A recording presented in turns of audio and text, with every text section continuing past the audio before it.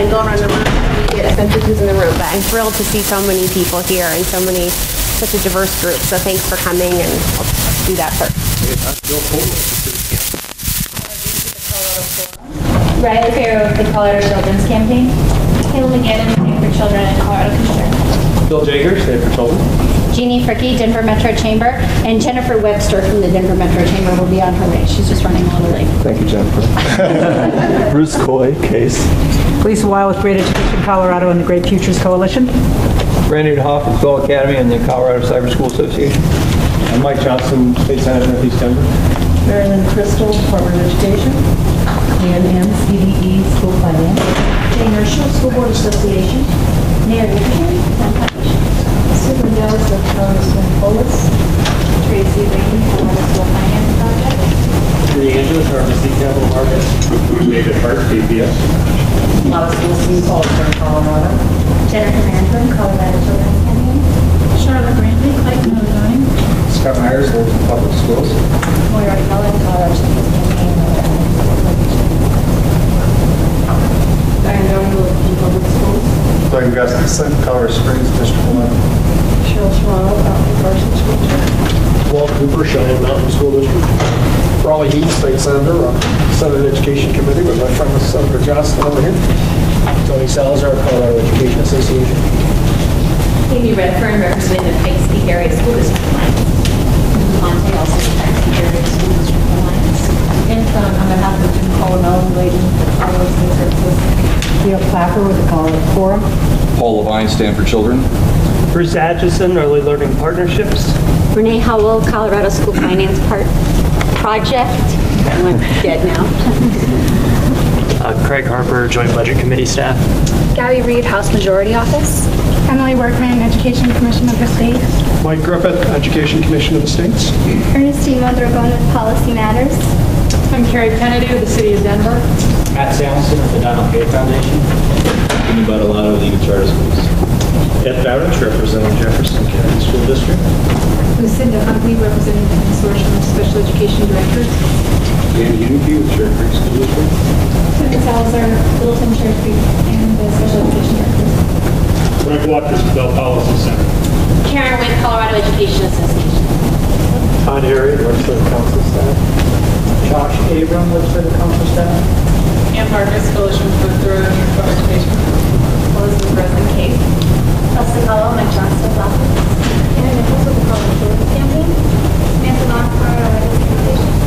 Wendy Atkin with Hope Street Group. Will Gold, Mike Johnson's office. Davey Leontali from Johnston's office. I'm Tara Matthew with the Children's Campaign, and this is our videographer. We're just filming this for those who can't be here. Nobody posted on an internal site, so it won't be open to the public, but we do want to have everything recorded so that people who can't be here listen to the Welcome Anna Jo and Tony Lewis. Yes, very high demand right next to the debate. Anna Jo, come sit. So I'm going to speak in this mic, which I've told isn't going to make me any louder, but we'll try to capture it again for those who can't be in the room. I just want to say a couple of words before we kick off. And first and sort of foremost is to say thank you for being here. I think for your being here is really showing your interest in this work and what we think is the importance of this work. And really, as I look around the room, just to the great student outcomes and child outcomes in this state. So thanks for all the work that you do. I want to say a couple of special thank yous first to a few that are in this room, some who aren't. First of all, I want to thank everyone who served on the School Finance Partnership, and particularly those who served on the steering committee of that group.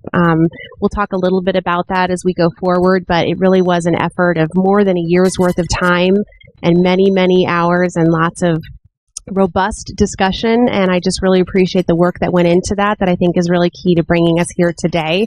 I especially want to thank my co-chairs in that work, Carrie Kennedy and Bob Dybel. Raise your hands, Carrie, and I think I just saw Bob walk in. Hello, Bob Dybel. For their work, and also Mary Wickersham, who really directed the project, and just really appreciate that. I also want to thank Bill Fulton for helping us not only during that process, but also sticking with us through this phase. I want to thank the staff at the Children's Campaign and also at Senator Johnston's office for the work they've done in sort of getting us to this place today and to a process that we think and that we've really asked them to create that's transparent, collaborative, and nimble. And how you sort of honor and balance the three of those things is a challenge, and I think they've done a great job. And lastly, I just want to thank Senator Johnston. He served on the School Finance Committee Partnerships Steering Committee and has remained not only committed to the issue itself, but also to honoring the work that came before where we are today, and also really honoring what I think is a unique commitment to transparency that I think we'll hear a little bit more about today, but I really appreciate that partnership. So just a couple of words about the Children's Campaign, how and why we're sort of where we are today convening this conversation and our interest in the school finance work. I more than a year ago started having conversations with several people in this room, Mary and Carrie and others, who were really talking about the fact that while Colorado had come so far in so many ways in education and education reform efforts, we really hadn't seen that kind of reform and that really close look at how we're really bolstering our system in the area of school finance and how we fund our schools. So we became convinced that it was really time to take a closer look at the School Finance Act, the mechanism that really does oversee how education funding flows through our schools and our school districts. We hoped at the time, and ultimately I became convinced, that the way to reach the very best results was really to have the input of diverse partners at the table who may have come from different perspectives, but we're all very committed to the outcome of strong results for our students. So last spring, the School Finance Partnership Steering Committee reached full consensus on a really robust set of recommendations. I hope you've had a chance to see this. It's on our website. It's also on Colorado School Finance Partnership. Is that right? Schoolfinancepartnership.com. Thank goodness we also have hard copies. So we reached a full consensus on the set of recommendations, and we really looked at and called for in that report a comprehensive package that addressed sort of four areas, and that was accountability, innovation, equity, and sufficiency. And the package really was designed and to work together as a package. The final report also contains really the language that calls for the convening of a council or a task force made up of experts who can turn the School Finance Partnership recommendations into a new School Finance Act. So as we move forward with that work, we really believe that that same commitment to open dialogue and honest conversation and input, and in fact including more technical expertise and an even wider net of inclusivity, can really result in that same kind of strength of outcome. And I feel really confident about that, especially as I look around this room. So what does that look like? Well, we're going to talk more in detail about that process moving forward. But before we get into those details, I just want to say that I realize that for some people, the process in getting here may have seemed confusing. I think we sent out the email and we said there's a technical advisory group and it's called a TAG, and I got a wide range of responses that made me understand that just the very semantics itself can be confusing. So what I want to say is we're going to try to really share with you today our vision for how that can look and how that can be such an inclusive process, as I sort of described before. But I think really the principles that we want to be transparent about are that we want to move forward. We do not want the hard work that we've done over the last year and a half to become another report that sits on a shelf and doesn't do anything for kids. And we're really committed to that package and the importance of those things working together. So both the accountability and the sufficiency. I've also really been pleased over the summer. I spent a lot of time, so did Carrie and Bob and others in the room, sort of talking around the state about those recommendations. And I think we were pretty transparent during that process that we really want to move forward. So I've been really pleased to be working over, especially the last few weeks, with Senator Johnston's team and really figuring out how we can, it's a unique process, right? The School Finance Act is not a simple piece of legislation. It's really a set of policies that go into a package. And so this is a unique piece of legislation, and I think we've designed this process to be unique as well. Again, seeking a lot of input in a way I've never seen, quite frankly, the drafting of legislation before. Again, I think I'll turn it over to Bill Fulton a little bit later in the meeting to talk about the details, but he really guided us through the last process, and he's going to continue to guide us through this. I want to say that while I know there's limited time, that input is not limited. And so today we're also going to talk about some of the vehicles, including what Tara mentioned, some online portals and some ways that, again, what we're really trying to do is capture this so that you don't always have to be in the room, but there's other opportunities for dialogue. So in the end, while this process doesn't require consensus, I am really hopeful that there's going to be meaningful agreement. I'm also hopeful that while there are new faces in the room, the process that we're about to undertake has the same sort of energy and integrity as the process that we've undertaken in the last year and a half. And that really the main thing is that the spirit of doing what's best for kids, which has really driven us to where we are today, continues to be the spirit in which we move forward. So I really appreciate that. And with that, I think before taking any questions, because I think some of the questions may be answered as we move forward in our conversation today, I'd just like to turn it over to Senator Johnston to talk a little bit more about his role. Oh, you have a thing on? Okay. It also has no amplification purposes other than first of all, thank you everybody so much for coming. We didn't quite set the family dinner table big enough, but the goal was to have it be a circle, because the idea is that this is a conversation among partners about where the state goes collectively, and so the normal structure of this building is a couple of folks sit in the front of the room and the rest of the folks watch what happens in the front of the room. That structure didn't seem suited to the purpose of today's meeting, and so we reorganized it a bit, but didn't reorganize it well enough for all the friends that we would have, so apologies to folks that are looking at the backs of our heads. So I just want to say a couple of words of opening aspirations for this process. And I think the first and most important, from friends I've checked in with already and who have questions or concerns, is I think the most important first thing to have on the table is there is no bill written. There is no piece of legislation that we have in my pocket or Senator Heath's pocket or soon-to-be Senator Ulibarri's pocket about what we think the answer to this is. There is a great deal of questions, there are a great deal of ideas from all the people in this room, and I think we are at a historic moment right now, which is, we know in the last 3 years we've cut more out of the K-12 budget than ever in state history, as far as I know. We have a court opinion that says that our current school finance system is out of compliance with the constitutional mandate, and we have a demand to do something to make sure that the systems that we're building are able to be implemented by the districts that are trying to do all of the work that we've set out ambitiously to do over the last decade. So there is no doubt that there is a moment here where it calls for us to both solve the question of what sort of resources will it take to support a 21st century school finance system in the state, and then what will the finance formula need to look like in order to accomplish those ends, right? We also know we have a finance formula that hasn't been rewritten in almost 20 years, perhaps the longest stretch that I know of without some revisiting of the school finance formula, which means this unique moment is a chance to both say, what are the resources required to do the work that we want to do? And what are the things we do to make sure that when those resources come, we allocate them in a way that most fits our values and most helps us accomplish the goals we've set out?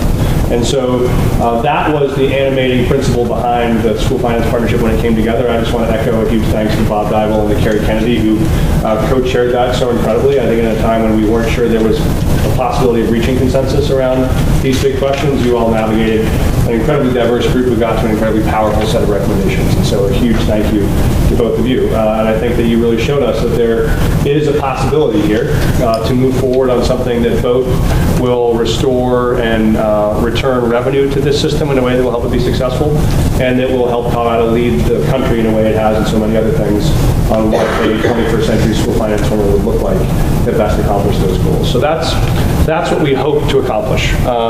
And the goal was that we started this process a year ago, or a year and a half ago, when we came out of the School Finance Partnership. There was a set of recommendations, and there was we talked about the idea that at some point this plan would have to be actionable. We would have to take it off the shelf and make it both legislation and, I think, ballot change. It would require both to be able to implement the vision.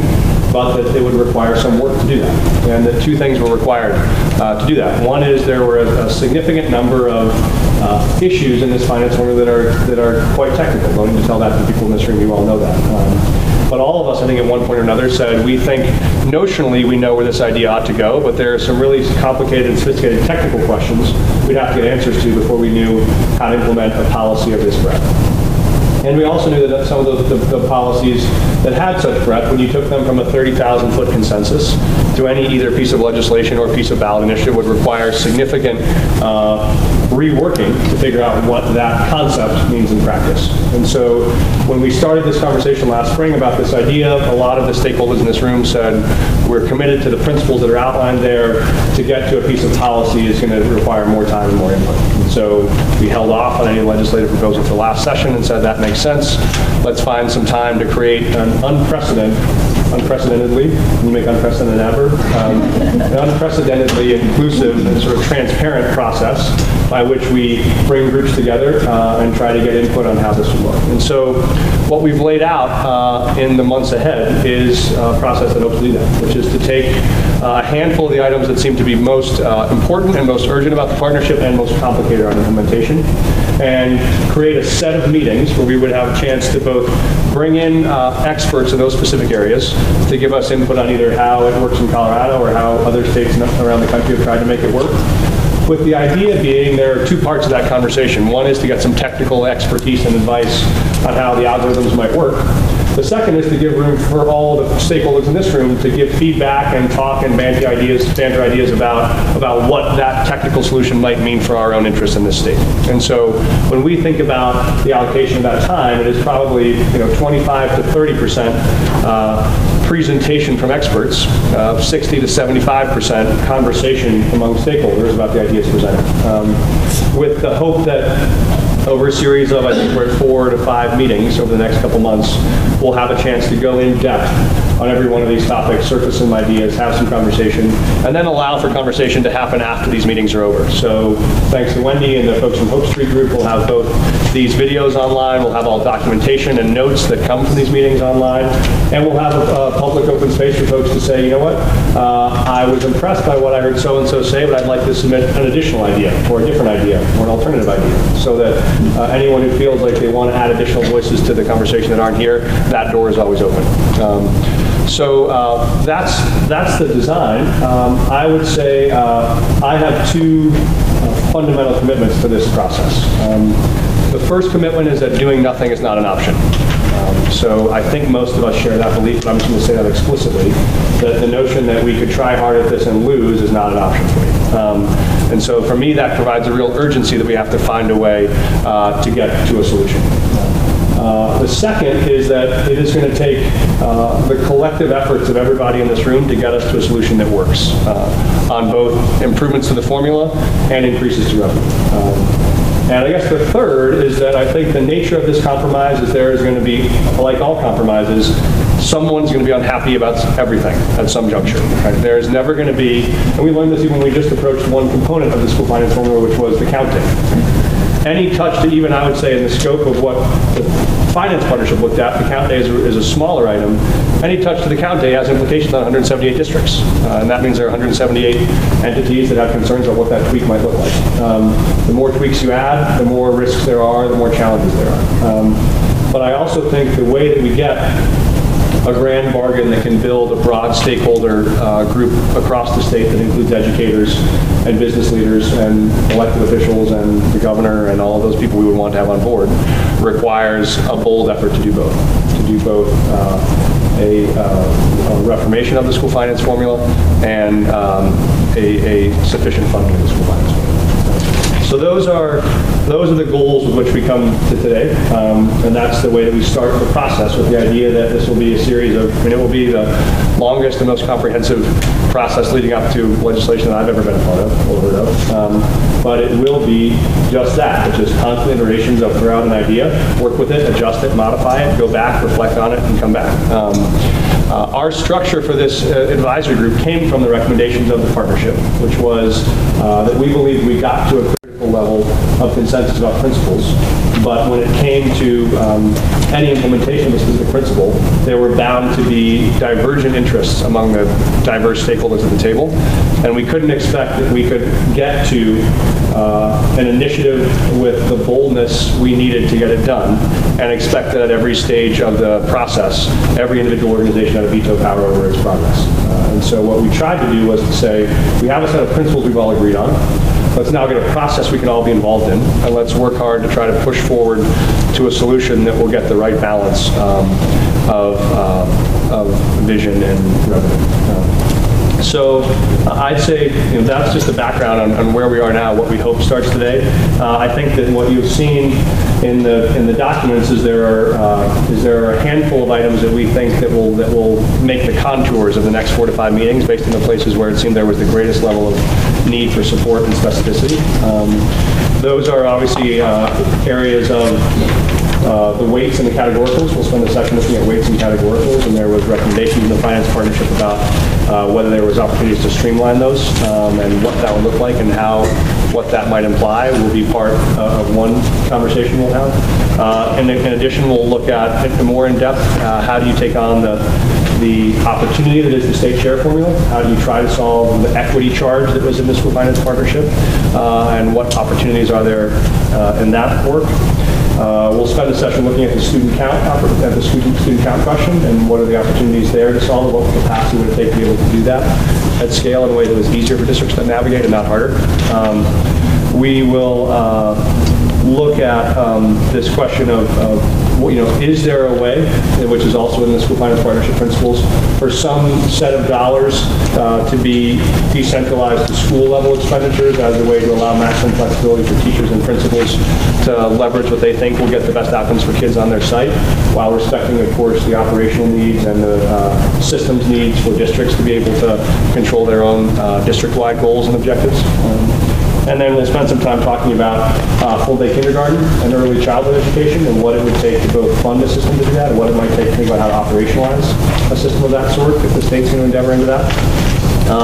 And then we'll look at specifically special ed funding as a challenge and what do we do to try to help improve the resources provided for students across the state on that metric.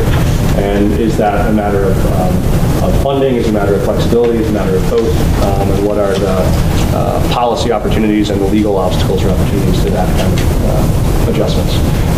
So that gives you the overview of the design, the opportunities for inclusion that we've tried to set out, and the sense of urgency that we're not willing to walk away from about finding a solution. But that our belief is this will take, I have a feeling the educators in the room, this will feel a lot like one of those faculty meetings you have at the beginning of the year where you have a big issue to solve and it takes 2 hours of all of you smiling and then yelling at each other and then smiling again and then ending up in sort of tears and a hug at the end where we all like out the door ready to take on the world in a really productive way. Because frankly, it will take that if we're going to be able to pass a ballot initiative to find the resources we need to fund the system we want. So I'm not naive that there won't be hard patches along the way, but I am deeply committed to the fact that the outcome of this process is going to make those hardships worth it along the way. So that's my quick overview. And I defer to Bill to talk about process if you want to do that now, or if you want me to take any questions people have now, whatever, Bill, you think makes more sense. Let me do a kind of quick process overview. I'll try to hold this microphone, look at my notes, and hold flip chart markers at the same time. So I think we're trying to make more room for our guests as they come in.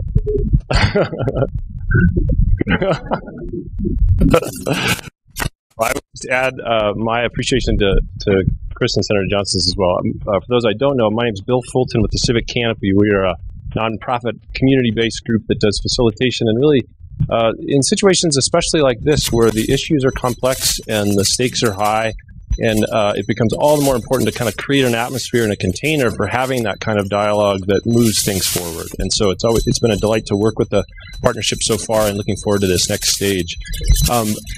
I guess if I could just spend about 5 minutes, reset, I think, some of the assumptions all of us might bring to what's happening next.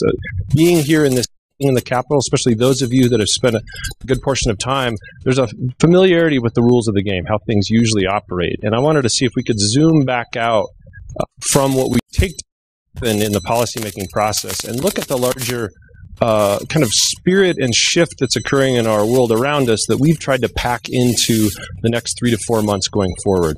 What I mean by that is if you think about, and I'm sorry for those that, I'll try to say the words that I'm putting on the paper. If you think about just about any industry, any field, virtually any country right now who is seeking to make some significant change, that change through some kind of a process from vision to the implementation.